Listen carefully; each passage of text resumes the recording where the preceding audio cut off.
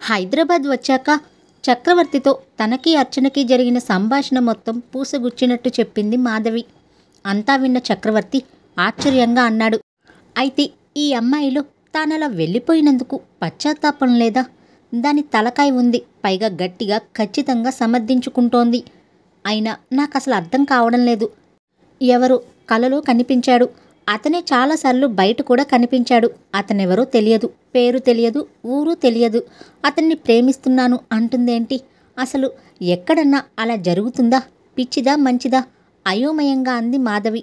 చక్రవర్తి తల విదిలిస్తూ అన్నాడు, నీకన్నా ఎక్కువ కన్ఫ్యూజన్గా ఉంది. కన్ఫ్యూజన్ లేదు, ఏమీ లేదు. నాకిప్పుడు ఒకటి మాత్రం ఖచ్చితంగా అర్థమైంది. ఇంకా జీవితంలో అర్చన వేణు కలవరు. వేణు వేరే పెళ్లి చేసుకున్న అర్చన ఎలాంటి అభ్యంతరాలు పెట్టదు. కాబట్టి వెంటనే వేణుకి నేను మంచి అమ్మాయిని చూసి పెళ్లి చేస్తాను. మరి బాబు? బాబు కోసమే. వాడికి తల్లి కావాలి. వేణుకి భార్య కాదు. వచ్చే అమ్మాయి వాణ్ణి తల్లిలా చూడాలిగా మధు. చూడక ఏం చేస్తుంది? అలా చూసే అమ్మాయినే వెతుకుతాను. ఏమో, అసలే ఈ కాలం అమ్మాయికి హిరణ్యాక్ష వరాలు. అలాంటి అమ్మాయి దొరుకుతుందా? దొరక్కపోతే రిత్విక్ని నేను పెంచుకుంటాను. వేణుకి వేరే అమ్మాయినిచ్చి పెళ్లి చేస్తాను. చక్రవర్తి విభ్రాంతిగా చూశాడు. నువ్వా? నువ్వు పెంచుకుంటావా? ఏం వద్దా? చా, అది కాదు. కానీ నీకు మళ్ళీ పిల్లలు పుడితే పుట్టనివ్వండి. నాకు పిల్లలంటే ఇష్టం. ఎంతమందినైనా పెంచేయగలను. కొంపతీసి ఇల్లంతా పిల్లలతో నింపేస్తావా? భయం నటించాడు చక్రవర్తి. అతని మొహంలో భావాలు చూసి అప్పటిదాకా చిటపటలాడుతున్న మాధవి ఫక్కున నవ్వేసింది. అమ్మయ్య, నవ్వావా తల్లి? అర్చన మీద కోపంతో నాకివాళ తిండి నీళ్లు లేకుండా మాడుస్తావనుకున్నాను. కౌశిక్ని లేపి స్నానం చేయించండి. నేనీలోగా బ్రేక్ఫాస్ట్ రెడీ చేస్తాను. అవును, నాకో డౌట్ అన్నాడు చక్రవర్తి. ఏంటో అది? అర్చన కూల్గా జాబ్ చేసుకునేది కదా, సడన్గా ఎందుకు మానేసిందంట? చెప్పిందా? లేదే, నేనేం అడగలేదు. అవునెందుకు మానేసింది? కూర్చున్న చోటు నుంచి లేచి కిచెన్ వైపు వెళ్ళబోతున్నదల్లా ఆగిపోయి సందేహంగా చూసింది. బాగుంది. నా ప్రశ్న నాకే వేస్తావేం? మీ ఆఫీస్లో ఎవరు నిన్ను అడగలేదా? నన్నెందుకు అడుగుతారు? మీరిద్దరు క్లోజ్ ఫ్రెండ్స్ కదా. కావచ్చు. ఆ సంగతి ఎవరికీ తెలియదు. పైగా అర్చన చేరిన కొద్ది రోజులకి నేను డెలివరీకి వెళ్ళాను కదా. నాకు ఒక సంగతి తెలిసింది ఆ మధ్య. ఏంటది? మీ ఎండి స్టేట్స్ వెళ్ళిపోయాడని, అతని ప్లేస్లో వేరే ఒక అతను వచ్చారని, అతను జాయిన్ అయిన మరుసటి రోజు నుంచి అర్చన ఉద్యోగం మానేసి వెళ్ళిపోయిందని. మాధవి చివ్వున చూసింది. చక్రవర్తి వైపు. ఎవరు చెప్పారు? ఎప్పుడు చెప్పారు? ఆతృతగా అడిగింది. నా కొలీగ్ ఒక అతను చెప్పాడు. అతని కజిన్ కూడా అదే ఆఫీసులో పనిచేస్తున్నాడు. అంతా అనుకుంటున్నారట ఆవిడకి అతనికి ఏదో సంబంధం ఉందని, అనుమానం కూడా ఉందని. ఎందుకంటే ఆమె వెళ్ళిపోయాక అతను 2-3 సార్లు స్టాఫ్లో ఎవరో ఒకళ్ళిద్దరి దగ్గరికి వచ్చి అర్చన గురించి వాకబు చేశారట కూడా. మరి ఈ విషయం నాకింతకాలం ఎందుకు చెప్పలేదు? ఉద్వేగంగా అక్కడి నుంచి వేగంగా కదులుతూ అంది మాధవి. నేనివాళ ఆఫీస్కి వెళ్తున్నాను. అవసరమైతే మరి కొంతకాలం జాబ్ చేస్తాను. అర్చన వెళ్ళిపోవడం వెనుక మిస్టరీ ఛేదిస్తాను. అతనే అర్చన చెప్పిన వ్యక్తి అయితే అతన్ని ఒకసారి కలుస్తాను. దేనికి? కలిసి ఏం చేస్తావు? కొంపతీసి వాళ్ళిద్దరికీ పెళ్లి చేస్తావా? చెప్తా, వెళ్ళొచ్చాక చెప్తా అంటూ కిచెన్లోకి వెళ్ళిపోయింది మాధవి. చక్రవర్తి భుజాలెగరేసి కౌశిక్ని లేపడానికి బెడ్రూంలోకి వెళ్ళాడు. అమాయకంగా ముద్దుగా నిద్రపోతున్న కౌశిక్ని చూస్తుంటే చక్రవర్తికి లేపాలనిపించలేదు. చిట్టి తండ్రి అంత తొందరగా నిద్రలేచి ఏం చెయ్యాలే అనుకున్నాడు. వాడి ముద్దు మొహం అలాగే తదేకంగా చూస్తూ తను కౌశిక్ పక్కన పడుకున్నాడు. అతని ఆలోచనలు అర్చన మీదకి వెళ్ళాయి. మగవాడినైనా నాకే నా రక్తం పంచుకు పుట్టిన కొడుకు మీద ఇంత ప్రేమ ఆప్యాయత ఉంటే, ఆడదై ఉండి ఓ తల్లి అయి ఉండి అర్చన వాణ్ణెలా వదిలేసి వెళ్ళగలిగింది? ప్రేమించి మనస్ఫూర్తిగా కాపురం చేసిన భర్త ద్వారా కలిగిన పిల్లల మీదే ఉంటుందా ఆడవాళ్ళకి మమకారం? వేణు అంటే ఇష్టం లేదు కాబట్టి వేణు ద్వారా కలిగిన సంతానం మీద కూడా ఆమెకి ద్వేషం ఉండి ఉండవచ్చా? అందుకేనా వదిలేసింది? ఏమోలే, ఇంకా నయం. ఏ చెత్త కుప్పలో వదిలేయలేదు. వేణు తల్లిదండ్రుల దగ్గర వదిలేసిందంటే చాలా ప్లాన్గా ఉందన్నమాట. ఇంత ప్లాన్డ్గా ఉన్న అమ్మాయి చివరి గమ్యం ఎక్కడో ఏమిటో. కౌశిక్ లేచాడా? వాణ్ణి రెడీ చేయండి. ముగ్గురం ఒకేసారి వెళ్ళాలి. వాణ్ణి క్రచ్లో దింపేస్తాను కిచెన్లోంచి అరిచింది మాధవి. ఏ క్రచ్లో? అయోమయంగా అనుకున్నాడు. మృదువుగా కౌశిక్ చెంప మీద తాకుతూ కౌశిక్ బంగారు అంటూ పిలిచాడు. వాడు మత్తుగా కదిలాడు. చిట్టి నాన్న లే, నాన్న లే, మనం ఆర్చ్ వెళ్ళాలి. వాడు లేవలేదు, పక్కకి ఒత్తిగిల్లి మరీ పడుకున్నాడు. అప్పుడే గదిలోకి వచ్చిన మాధవి అక్కడ జరుగుతున్న వింతను చూసి, బాగుంది, ఇలా అయితే వాడు సాయంత్రం దాకా లేవడు, జరగండి అంటూ కౌశిక్ని నిద్రలోనే ఎత్తుకుని, బంగారు తండ్రి లేచే, మనం ఇవాళ స్కూల్కి వెళదాం, అక్కడ నీకు బోలెడన్ని ఆటలుంటాయి, ఇంకా ఆంటీలు ఉంటారు, అక్కలుంటారు, లేనానా నా బంగారు కదూ అంటూ బాత్రూంలోకి తీసుకుని వెళ్ళిపోయింది.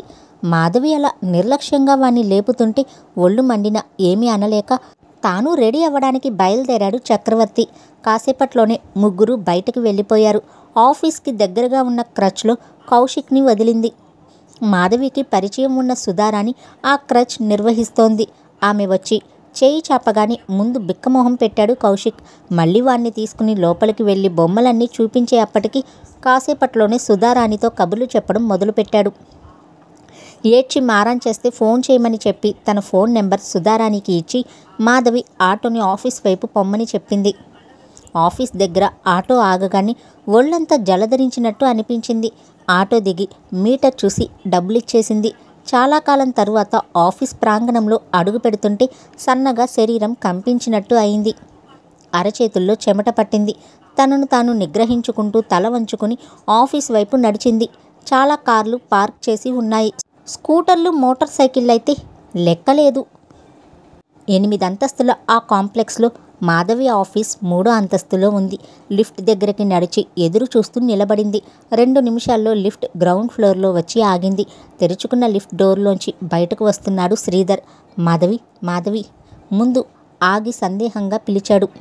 లిఫ్ట్లోకి వెళ్ళబోతున్న మాధవి ఆగిపోయింది.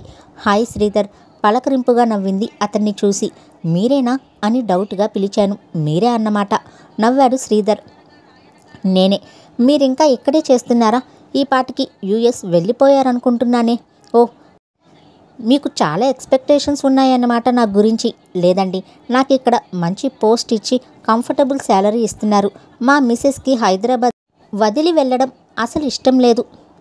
ఇంతకీ మీరు మళ్ళీ జాయిన్ అవ్వడానికి వచ్చారా? నా పోస్ట్ వేకెంట్గా ఉందా ఏంటి? ఇంకా నవ్వుతూ అడిగింది.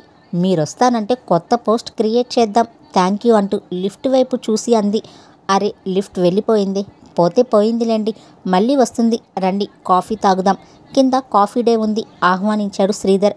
మాధవికి అదే మంచి అవకాశం అనిపించింది. శ్రీధర్ మంచి యువకుడు, తెలివైనవాడు. ఎంబీఏలో 2 కోర్సులు ఇంకా ఏవో చాలా చదువుకున్నాడు. ముఖ్యంగా మాధవికి ఆమె అక్కడ పనిచేసిన రోజుల్లో ఏవో సలహాలిస్తూ సాయం చేస్తూ చాలా క్లోజ్గా ఉండేవాడు. ఇతనికి అర్చనకి కూడా బాగా తెలుసు. ఇతని ద్వారా కొన్ని విషయాలైనా తెలుస్తాయి కదా అనిపించింది. రండి అంటూ ముందుకు నడిచింది. మీ బాబా పాప ఎలా ఉన్నారు అడిగాడు శ్రీధర్ ఆమెని అనుసరిస్తూ. బాబే బాగున్నాడు. మీరు చూడలేదు కదూ, మీరు చూపించలేదు కదా. అవును, నాదే తప్పు, సారీ, నవ్వింది. It's okay. చక్రవర్తి గారు బాగున్నారా? బ్రహ్మాండంగా ఉన్నారు. ఇద్దరు కాఫీ డే దగ్గరికి వచ్చారు. ఏం కాఫీ తాగుతారు?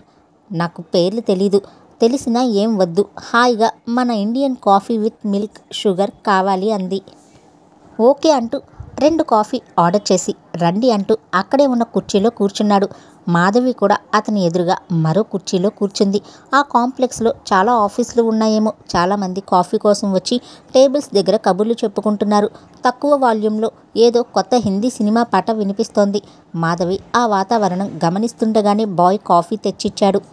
పరిమళం మాత్రం అద్భుతంగా ఉంది. టేస్ట్ ఎలా ఉంటుందో కప్పు చేతిలోకి తీసుకుంటూ అంది. తాగి చూడండి.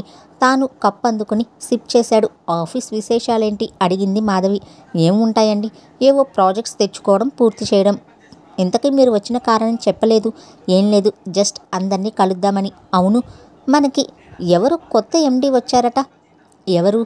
మీరు వెళ్ళాక 2 ఎండీలు మారారు అన్నాడు. ఎవరో అని ఆలోచిస్తూ. అలాగా, ఏమని అడగాలో అర్థం కాలేదు మాధవికి. మౌనంగా కాఫీ సిప్ చేస్తూ ఉండిపోయింది. మాధవి గారు, మీ ఫ్రెండ్ ఎక్కడున్నారు? అదే అర్చన గారు అడిగాడు శ్రీధర్. మాధవి చేతిలో కప్పు వణికి కాఫీ తొనికి చేయి మీద పడింది. కప్పు టేబుల్ మీద పెట్టింది. అరరే, అక్కడ వాష్ బేసిన్ ఉంది, వాష్ చేసుకోండి అన్నాడు. అతను చూపించిన వైపు చూసి బ్యాగ్ టేబుల్ మీద పెట్టి వాష్ బేసిన్ దగ్గరకు వెళ్ళి చేయి కడుక్కుంది. ఏమని చెప్పాలి అర్థం కాలేదు. అర్చన ఎక్కడికి వెళ్ళిందంటే ఏమని చెప్పాలి? కొన్ని క్షణాలు అక్కడే గడిపి కర్చీఫ్తో తుడుచుకుంటూ టేబుల్ దగ్గరికి వచ్చింది. కాఫీ కప్పు చేతిలోకి తీసుకోబోతూ ఉండగా అన్నాడు, ఇవ్వాలే పేపర్లో చదివాను. రీసెంట్గా గ్రూప్ 1 క్యాండిడేట్స్కి పోస్టింగ్ ఇచ్చారట. విజయవాడ ఆర్డీఓగా ఎవరో అర్చన అనే లేడీ జాయిన్ అయ్యారని. నాకెందుకో ఆమె గుర్తొచ్చారు. మాధవి చటుక్కున అనేసింది. అర్చన జాయిన్ అయిందా? ఓ, అంటే ఆమెనా? నా గెస్ కరెక్ట్ అన్నమాట. కానీ మాధవి కొన్ని క్షణాలు నిశ్శబ్దంగా ఉంది. శ్రీధర్, ఈ విషయాలు మాట్లాడడానికి వచ్చాను. నాకు కొన్ని వివరాలు కావాలి, చెప్పగలరా? మీరు బిజీగా ఉన్నారా? నాకు కొంచెం టైం ఇవ్వగలరా? శ్రీధర్ అన్నాడు, ఆఫీస్కి వెళ్ళిపోదాం. నాకు కొంచెం ఇంపార్టెంట్ వర్క్ ఉంది. చూసుకున్నాక మనం కాసేపు మాట్లాడుకోవచ్చు. నాకు సెపరేట్ ఛాంబర్ ఉంది. మీరు అక్కడ కంఫర్టబుల్గా కూర్చోవచ్చు. Okay then. ఓకే పదండి. ఇద్దరూ లేచారు. చల్లగా పరిమళభరితంగా ఉన్న శ్రీధర్ ఛాంబర్లోకి అడుగుపెట్టగానే చాలా ఆహ్లాదంగా అనిపించింది. అతని టేబుల్ మీద ఉన్న జర్నల్స్ తిరగేస్తూ కూర్చుంది. శ్రీధర్ విశాలంగా ఉన్న తన టేబుల్ వదిలేసి ఓ మూల ఉన్న కంప్యూటర్ టేబుల్ దగ్గర కూర్చుని కాసేపట్లోనే సీరియస్గా వర్క్లో మునిగిపోయాడు. మాధవికి ఏం చెయ్యాలో తోచలేదు. తను వచ్చిన పని అయ్యేలా లేదు. శ్రీధర్ని ఏమని అడగాలి? అర్చనకి కొత్తగా వచ్చిన ఎండీకి మధ్య ఏం ఉందని అడగాలి? ఎలా అడగాలి? చిరాకొచ్చేసింది. ఓ అరగంట గడిచాక శ్రీధర్ కంప్యూటర్ దగ్గర నుండి తన టేబుల్ దగ్గరికి వచ్చి బెల్ నొక్కాడు. వెంటనే ప్యూన్ వచ్చాడు. సరితను పిలువు అన్నాడు. ప్యూన్ వెళ్ళిపోయాడు. 2 నిమిషాల్లో 20 ఏళ్ల అమ్మాయి వచ్చింది. సన్నగా, బాగా సన్నగా ఉంది. చాలా స్టైలిష్గా ఉంది. కానీ వికారంగా ఉంది. దానికి కారణం ఆమె చేసుకున్న అతి మేకప్. సరిత, నా ఫైల్ ఓపెన్ చేసి ప్రింట్స్ తీసుకురండి అన్నాడు శ్రీధర్. ఆమె వెళ్ళిపోయింది. చెప్పండి Madhavi garu. Sorry, bore feel అయ్యారనుకుంటా. మాధవి నవ్వింది. చెప్పండి. What can I do for you? Madhavi కొన్ని క్షణాలు మౌనంగా ఉండిపోయింది. టేబుల్ మీద ఉన్న పేపర్ వెయిట్ గుండ్రంగా తిప్పుతూ మళ్ళీ తానే దాన్ని ఆపేస్తూ అదంతా చూస్తున్న శ్రీధర్ అన్నాడు, మీరేంటో చాలా టెన్షన్గా ఉన్నట్టు అనిపిస్తున్నారు. మాధవి ఒక్కసారి కళ్ళెత్తి అతని వైపు చూసి తిరిగి చూపులు వాల్చుకుని అవునన్నట్టు తల పంకించింది. మీరేం మాట్లాడాలనుకున్నా మాట్లాడవచ్చు. No tension. Okay. Archana resign చేయడానికి కారణం తెలుసా? తెలియదు. కానీ నేను ఒక విషయం విన్నాను. మిస్టర్ భార్గవ్ మనకి ఎండీగా వచ్చిన మరునాటి నుంచి ఆమె కనిపించలేదు. ఆయన కూడా చాలాసార్లు ఆమె గురించి ఎంక్వైరీ చేశారు. వాళ్ళిద్దరి మధ్య ఏదన్నా లవ్ అఫైర్ ఏమైనా ఉందేమో అని మీకు తెలుసా? అలాంటిది ఉందనుకోను. కానీ ఎండీ గారు అలా అడగడంలో క్యూరియాసిటీ తప్ప నాకే ప్రత్యేకత కనిపించలేదు. ఆయన అర్చన గారి పట్ల కొద్దిగా ఆకర్షితులయ్యారేమో అనే అనుమానం వచ్చింది. కానీ by the time he was married. My God. Madhavi గట్టిగా అరిచినట్టుగా అంది. ఏమైంది? కొంచెం కంగారుగా అడిగాడు. ఏం లేదు, సారీ తడబడుతూ అని. సరేనండి, వస్తాను. చాలాసేపు అయింది నేనొచ్చి. ఇప్పుడు భార్గవ్ గారు ఎక్కడున్నారో చెప్పగలరా? స్టేట్స్ వెళ్ళిపోయారు. ఆయన మిసెస్ అక్కడ డాక్టర్. ఓ, ఓకే వస్తాను. లేచింది మాధవి. మీరు ఈ ఇన్ఫర్మేషన్ అంతా ఎందుకు అడిగారో తెలుసుకోవచ్చా? నవ్వింది. తప్పకుండా, కానీ ఇప్పుడు కాదు. వస్తాను. Thank you for your cooperation. Sridhar కూడా లేచి ఆమెకి బాయ్ చెప్పాడు. మాధవి అక్కడి నుంచి వేణు ఇంటికి వెళ్ళింది. ఆమె వెళ్ళేసరికి తాయారమ్మ మంచి నిద్రలో ఉంది. ఆమె పక్కనే రిత్విక్ పడుకున్నాడు. ఆవిడ చెయ్యి వాణ్ణి చుట్టేసి భద్రంగా గుండెల్లో పొదువుకుంది. నీలవేణి వరండాలో కూర్చుని ఆరిపోయిన బట్టలన్నీ మడతలు పెడుతోంది. ఆమె చేతిలో వేణు షర్ట్ ఉంది. చాలా శ్రద్ధగా పొందిగ్గా మడత పెడుతోంది. మాధవి కాసేపు ఆమెనే చూస్తూ నిశ్శబ్దంగా నిలబడిపోయింది. ఈ అమ్మాయి కొంచెం చదువుకుని ఉంటే ఎంత బాగుండేది. తాయారమ్మ గారు అంత నిశ్చింతగా నిద్రపోవాలన్నా, రిత్విక్ భవిష్యత్ బాగుండాలన్నా, వేణు జీవితం గాడిలో పడాలన్నా ఈ ఇంటికి ఇలాంటి అమ్మాయి అవసరం చాలా ఉంది. కానీ నీలవేణి కులం ఏమిటో తెలియదు. కులం కాని పిల్లైనా ఆదరించి ఇంట్లో పెట్టుకున్న ఆమె ఆ ఇంట్లో ఒక పని మనిషి. అంతకన్నా ఉన్నతమైన స్థానం ఇచ్చేంత విశాల హృదయం ఎవరికీ లేదు. తనకే లేదు అనుకుంది మాధవి. సడన్గా మాధవికి గొంతు బొంగురుపోయి దగ్గు రావడంతో నీలవేణి తలెత్తి మాధవిని చూసి, అయ్యో అమ్మాయి గారు తమరా, ఎంతసేపు అయిందండి వచ్చి అంటూ చటుక్కున ఒళ్ళో ఉన్న బట్టలు కింద పడేసి లేచి నిలబడింది. మాధవి దగ్గడంతో చకచకా లోపలికి వెళ్ళి గ్లాసులో మంచినీళ్లు తెచ్చి ఇచ్చింది. నీళ్లు తాగి గ్లాస్ చేతికిస్తున్న మాధవితో అంది, మిమ్మల్ని ఎవరో తలుచుకుంటున్నారమ్మా. నవ్వింది మాధవి. ఇంకెవరు తలుచుకుంటారు? మా అమ్మే వారమైంది ఫోన్ చేసి. అట్లాగా, రండి కూర్చోండి అంటూ శబ్దం చేయకుండా ప్లాస్టిక్ కుర్చీ లాగింది. మాధవి కూర్చుని వంగి కింద ఉన్న తాయారమ్మ చీర అందుకోబోయింది మడత పెట్టడానికి. అయ్యయ్యో మీరుండన్నమ్మా, నేనున్నానుగా అంటూ మాధవి చేతిలో నుంచి లాగేసి దూరం జరుపుకుంది నీలవేణి బట్టలన్నింటినీ. పర్వాలేదులే నీలవేణి అంది మాధవి. వద్దమ్మా, మీరు చదువుకున్నవారు, పెద్దవాళ్ళు, ఇట్లాంటి పనులు మీకెందుకు, నేనున్నాగా. నువ్వేం చదువుకున్నావు నీలవేణి? నేనా? నాకు చదువెక్కడిదండి నవ్వింది నీలవేణి. ఎందుకు చదువుకోలేదు? మా ఇంట్లో ఆడపిల్లల్ని బళ్ళోకి పంపించరండి. 6వ ఏట నుంచే నేను పొలంలోకి వెళ్ళేదాన్ని. మా నాయన బాగా తాగేవోడండి. మేం ముగ్గురం అక్కా చెల్లెళ్ళం. మా అక్కలందరికీ 12 ఏళ్ళకి పెళ్ళై అత్తారిళ్ళకి వెళ్ళిపోయారు. మా అన్న 10వ తరగతి వరకు చదువుకుని పట్నం వెళ్ళి ఉద్యోగం చేసుకుంటున్నాడండి. ఏ పట్నం అంటే ఏ ఊళ్ళో ఉన్నాడో తెలుసా? లేదండి, తెలియదు. గోదావరి పుష్కరాలు వచ్చినప్పుడు అమ్మతో కలిసి గోదావరికి వెళ్ళాను. అమ్మ మునిగిపోయింది. నేను తేలాను. కానీ మునిగింది ఎక్కడో తేలింది అయ్యగారి పాదాల దగ్గర. నీకు మీ వాళ్ళని చూడాలనిపించలేదా? నా వాళ్ళు ఎవరున్నారండి? మా అయ్య తాగి పోయే ఉంటాడు ఈ పాటికి. మా అక్కోళ్ళిళ్ళకి నేను వెళ్ళనండి. వాళ్ళ అత్తోరోళ్ళు మంచోళ్ళు కాదు. ఇంకా మా అన్న ఎక్కడున్నాడో. అయినా నాకిప్పుడు అమ్మగారు అయ్యగారు తప్ప ఇంకెవరి మీద ఆశ లేదండి. బతికినా చచ్చినా వాళ్ళిద్దరి పాదాలే. మాధవి కళ్ళలో నీళ్లు తిరిగాయి. వీళ్ళ మాటలు విన్న తాయారమ్మ లేచి వచ్చింది. ఏమ్మా, ఎంతసేపు అయింది నువ్వు వచ్చి? ఆవలిస్తూ అడిగింది. 10 నిమిషాలైందండి అంది మాధవి. నిద్ర పట్టేసింది అంటూనే ఆవిడ కూడా ఓ కుర్చీ జరుపుకుని కూర్చుంది. నీలవేణి మడతలు పెట్టిన బట్టలన్నీ బొత్తిగా పట్టుకుని లోపలికి వెళ్ళింది. ఏంటమ్మా విశేషాలు? ఎలా ఉన్నారు? వచ్చి చాలా రోజులైంది కదూ? అవునండి, తిరుపతి నుంచి వచ్చాక ఇవాళే వచ్చాను. పిల్లాడేడి? క్రచ్లో వదిలానండి. నాకు కొంచెం పనుండి ఉదయాన్నే బయటకు వెళ్ళిపోయాను. క్రచ్ అంటే అయోమయంగా చూసిందావిడ. అంటే పిల్లల్ని చూసుకునే టీచర్లంతా కలిసి ఒక స్కూల్ లాంటిది పెడతారు. అక్కడ పిల్లలకి కావాల్సిన సదుపాయాలన్నీ ఉంటాయి. ఆటలు కథలు చెబుతారు. చిన్న చిన్న పోయమ్స్ నేర్పిస్తారు. స్కూల్కి పంపించే ముందు అలవాటు చేయడానికి కొంతకాలం క్రచ్లో పెట్టాలి. అప్పుడు స్కూల్కి వెళ్ళడానికి మారం చేయరు. అలాగా, వాళ్ళంతా మనవాళ్ళేనా అడిగిందావిడ. మాధవి నవ్వింది. అన్ని రకాల వాళ్ళు ఉంటారండి. మరెందుకమ్మా ఒక్క పూటకే అక్కడ దింపడం? కాదండి, ఒక్క పూట కోసం కాదు. మరో 6 నెలల్లో వాడిని స్కూల్లో చేర్పిస్తాను. 3వ ఏడు వస్తుంది. అందాక అలవాటు చేయడానికి చేర్పించాను. వాడు అలవాటు పడితే నేను కూడా ఏదన్నా ఉద్యోగం చూసుకుందామనుకుంటున్నాను. ఎందుకమ్మా హాయిగా ఉండక? నీకేం తక్కువ? నువ్వు సంపాదించకపోతే గడవదా? అది కాదండి, ఇంట్లో ఊరికే కూర్చుంటే బ్రెయిన్ దెయ్యాల కొంపలా తయారవుతుంది. అందుకే చిన్న ఉద్యోగం చూసుకుందామనుకుంటున్నాను. నా మాట విని ఆ ఆలోచన మానుకో. సుఖాన ఉన్న ప్రాణం దుఃఖాన పెట్టుకున్నట్టు అవుతుంది. నీకంతగా కాలక్షేపం కాకపోతే మా వేణుకి ఏమన్నా సంబంధాలు చూడు. మాధవికి నవ్వొచ్చింది. ఆపుకుంటూ అంది. వేణుకి సంబంధాలు చూడాలన్నా నాకు నలుగురు తెలియాలి కదా. వాళ్ళకి చెప్తే ఎవరైనా వాళ్ళ దృష్టిలో ఉంటే చెప్తారు.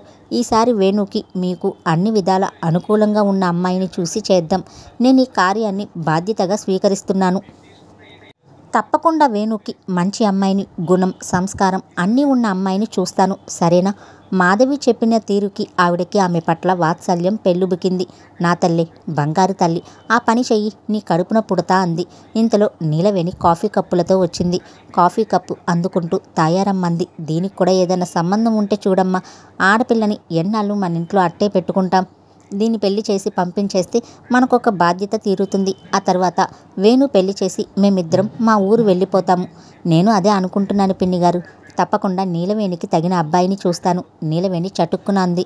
నేనిక్కడి నుంచి అంటే అమ్మగారు, మీ దగ్గర నుంచి ఎక్కడికి వెళ్ళనండి. నాకు పెళ్లి వద్దు, పెటాకులు వద్దు. మీ సేవలు చేసుకుంటూ బతకనివ్వండి. అదేంటి, నీకు పెళ్లి చేయకుండా మా సేవల కోసం మా ఇంట్లో అట్టే పెట్టుకోమంటావా? మంచిదానివే. వల్ల కాదు, నా వల్ల కాదు అనగాని నీలవేణి చివ్వున లోపలికి వెళ్ళిపోయింది. ఒక్క క్షణం మాధవితో పాటు తాయారమ్మ కూడా నివ్వెరపోయింది. తరువాత తేరుకుంటూ దాని మొహం ఇదే ప్రపంచం అనుకుంటోంది. వెర్రిబాగుల్ది. దాని మాటలు పట్టించుకోకుండా గంతకు తగ్గ సంబంధం ఏదో చూడమ్మా. ఇంతలో రిత్విక్ ఏడుపు వినిపించింది. నీలవేణి పరిగెత్తుకుంటూ రిత్విక్ దగ్గరికి వెళ్ళి వాడిని భుజం మీద వేసుకుని రావడంతో వాడి ఏడుపు ఆగిపోయింది. నీలవేణి వాడిని ముద్దు చేస్తూ, పాలు తాగుదామా తండ్రి, దా పాలు తాగుదామంటూ వంటగది వైపు వెళ్లడం చూసిన మాధవికి మరోసారి అనిపించింది, ఈ అమ్మాయి కొంచెం చదువుకున్నా బాగుండేది అనుకుంది. కాసేపు ఆవిడతో పిచ్చాపాటి మాట్లాడి మూడవడంతో క్రచ్కి బయలుదేరింది. వస్తుండండమ్మా, మమ్మల్ని మర్చిపోకు అంది తాయారమ్మ. అయ్యో, ఎలా మర్చిపోతాను పిన్నిగారు, తప్పకుండా వస్తాను అంది. ఆవిడ మాటలకు నొచ్చుకుంటూ. ఆవిడ మాధవి భుజం మీద చెయ్యేసి ఆప్యాయంగా నొక్కింది. మాధవి బయటకొచ్చేసి అటు వెళ్తున్న ఆటోని పిలిచి ఎక్కింది. క్రచ్లో అడుగు పెట్టేటప్పటికి కౌశిక్ పూర్తిగా బొమ్మల్లో మునిగిపోయి ఆడుకుంటున్నాడు. ఏమన్నా పేచీ పెట్టాడా అడిగింది సుధారాణిని. లేదండి, అసలు పేచీ పెట్టలేదు. మీరిచ్చిన ఫుడ్ పెట్టాను, పాలు తాగించాను. 2 గంటల సేపు పిల్లలతో పాటు పడుకున్నాడు.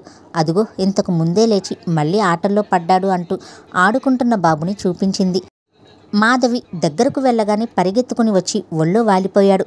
అంతసేపు వాణ్ణి వదిలి ఉన్నందుకు చాలా గిల్టీగా అనిపించింది మాధవికి. వాణ్ణి గుండెలకు హత్తుకుని ముద్దు పెట్టుకుంది. వచ్చిరాని మాటలతో వాడేవో కబుర్లు చెప్తూ ఉంటే ఆటో మాట్లాడుకుని ఇంటికి వచ్చింది. కౌశిక్కి నీళ్లు పోసి జారుడుగా ఉప్మా చేసి పెట్టి పాలు పట్టింది. టీవీ ఆన్ చేసి కార్టూన్ నెట్వర్క్ పెట్టేసి బుల్లి కుర్చీలో వాణ్ణి కూర్చోబెట్టి తను సాయంత్రం వంటకు ఏర్పాట్లు చేసుకోసాగింది. ఆమెకి పదే పదే నీలవేణి ఆమె పనితీరు మెదలసాగింది. భలే పిల్ల, అలాంటి పిల్ల ఒక్కతి ఉంటే చాలు, ఇల్లంతా అప్పగించేయచ్చు. మాధవి అలా అనుకుంటూ ఉండగానే ఫోన్ మోగింది. హలో, పిన్ని నువ్వా? ఏంటి సంగతులు అడిగింది మాధవి. ఏముంటాయమ్మా? అవును, నువ్వు ఉద్యోగం చేస్తున్నావా? లేదు పిన్ని, డెలివరీకి మానేసిన దాన్ని మళ్ళీ చేరలేదు. ఇదిగో కౌశిక్ని ఇవాళ క్రచ్లో వేశాను, బానే అడ్జస్ట్ అయ్యాడు. ఇంకా వెతుక్కుంటాను. బాబాయ్ ఎలా ఉన్నారు? ప్రీతి, నిశాంత్ బాగున్నారా అన్నట్టు వాడికి నిశాంత్కి ఇంజనీరింగ్లో సీటు వచ్చిందా? శైలజ నవ్వింది. ఏమిటే బాబు ఆ ప్రశ్నల పరంపర? చెప్తాను, ఒక్కొక్కటి చెప్తాను. వాడికి సీట్ వచ్చింది, కానీ ఇక్కడ కాదు, చెన్నైలో చేరాడు. ప్రీతికి జాబ్ వచ్చింది ఇక్కడే విజయవాడలో చిన్న సాఫ్ట్వేర్ కంపెనీ. దానికి పెళ్లి సంబంధాలు వస్తున్నాయి. మనకి అన్నీ నచ్చడం లేదు. అదసలే పెంకిది. ఉద్యోగంలో ఎవరినో చూసి మూడేయించుకున్నా వేయించేసుకుంటుంది. ఆ ప్రమాదం జరగకుండా దానికి ఏదన్నా సంబంధం చూడవే. మాధవి ఆసక్తిగా అడిగింది. నీ రిక్వైర్మెంట్ ఏంటి పిన్ని? ఏముంటుంది, పిల్లాడు బుద్ధిమంతుడు కావాలి, మంచి ఉద్యోగం ఉండాలి, భార్యని ప్రేమగా చూసుకోవాలి. మన పిల్ల చక్కటిది కాబట్టి కుర్రాడు కూడా కొంచెమన్నా అందంగా ఉండాలి కదా, సాలోచనగా అంది మాధవి. సరే పిన్ని, తప్పకుండా చెప్తాను అని ఏదో అడగబోయిన దానిలా 2 సార్లు పిన్ని పిన్ని అని ఆపేసింది. ఏంటమ్మా చెప్పు ఆప్యాయంగా అడిగింది శైలజ. ఏం లేదులే, తర్వాత చెప్తాను అంది మాధవి. ఏంటి, ఏదన్నా శుభవార్తనా? 2 వాళ్ళు వస్తున్నారా? ఆవిడ మాట అర్థమైన మాధవి సిగ్గుగా అంది. చీచి, అది కాదులే, తరువాత చెప్తాను. ఇంకా ఏంటి విశేషాలు అడిగింది మాధవి సంభాషణ మళ్ళిస్తూ. ఏముంటాయి మాకు, నిద్ర లేవడం, వండుకోవడం, తినడం, పడుకోవడం, టీవీ చూడడం. మీ ఆయన్ని అడిగానని చెప్పు. ప్రీతి సంగతి మర్చిపోకు. మర్చిపోన్లే. సరే మరి ఉంటాను. అలాగే బాయ్. ఫోన్ స్విచ్ ఆఫ్ చేసి మాధవి ఆలోచనలో పడిపోయింది. ప్రీతి కొంచెం పెంకిదే కానీ మంచిది, మనసు మంచిది, పైగా పనిమంతురాలు. నెట్లో రకరకాల వంటలు చదివి ఇంట్లో ప్రయోగాలు చేస్తూ ఉంటుందని పిన్ని చాలాసార్లు చెప్పింది. పైగా చక్కటి పిల్ల. వేణుకి మాట్లాడితే కాలింగ్ బెల్ మోగింది. మాధవి కూర్చున్న చోటు నుంచి కదిలి డోర్ తీసింది.